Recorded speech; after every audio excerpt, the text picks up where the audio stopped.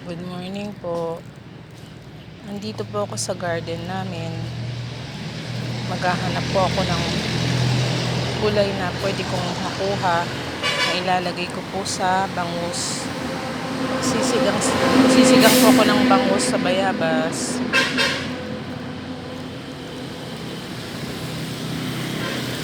Maghahanap ako ng sitaw. May nakita akong sitaw.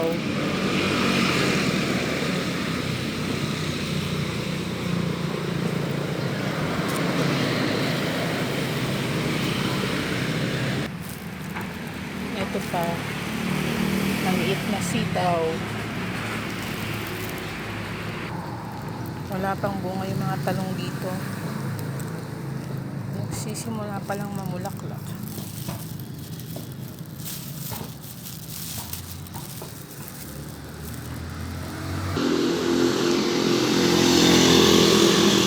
Dito sa labas ng kalsada, may nakita akong talong.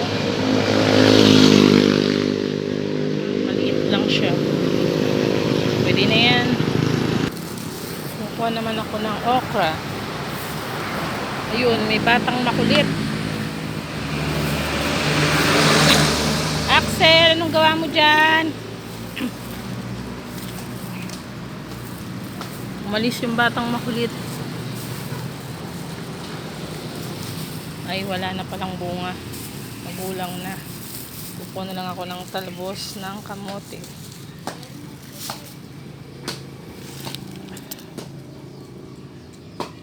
Ito na lang. Talbos ng kamote. Fresh na fresh. Ayan na naman ang batang makulit.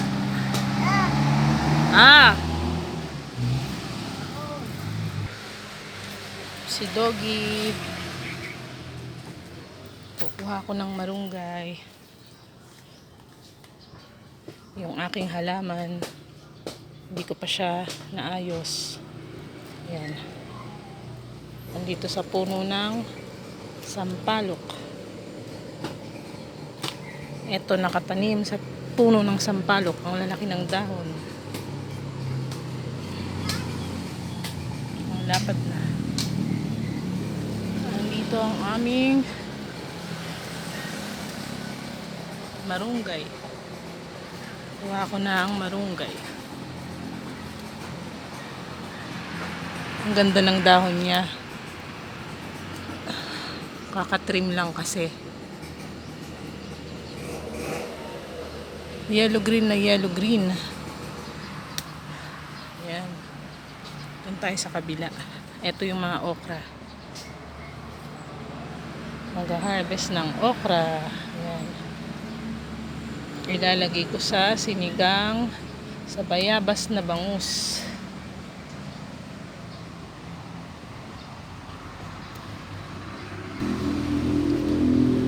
Yan. Okra. Kukuha muna tayo ng marunggay dito. Malalapad ang dahon. Grabe ang lapad oh. Ganyan pala siya pag tinrim. Pag nagpalit ng dahon, sobrang lapad na oh. Fresh na fresh siya. Yellow green na yellow green. Sarap to. Sarap na, healthy pa.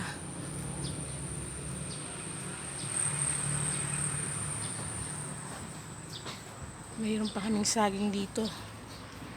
Yan. Malapit na din siyang gumulang.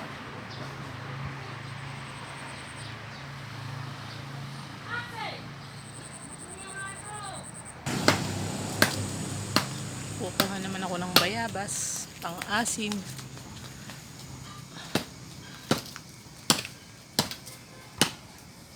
Maliliit.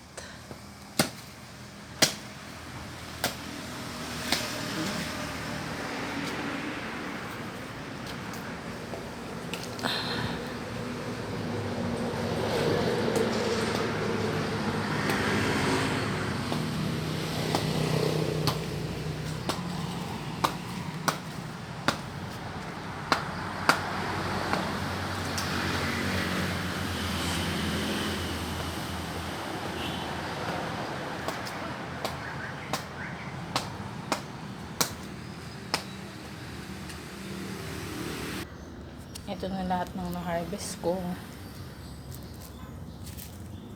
sa bakuran. Konting okra.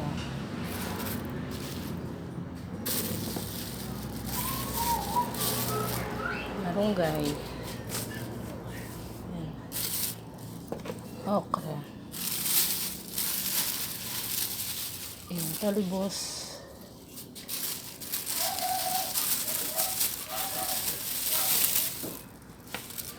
Wala akong nakuha ng sitaw.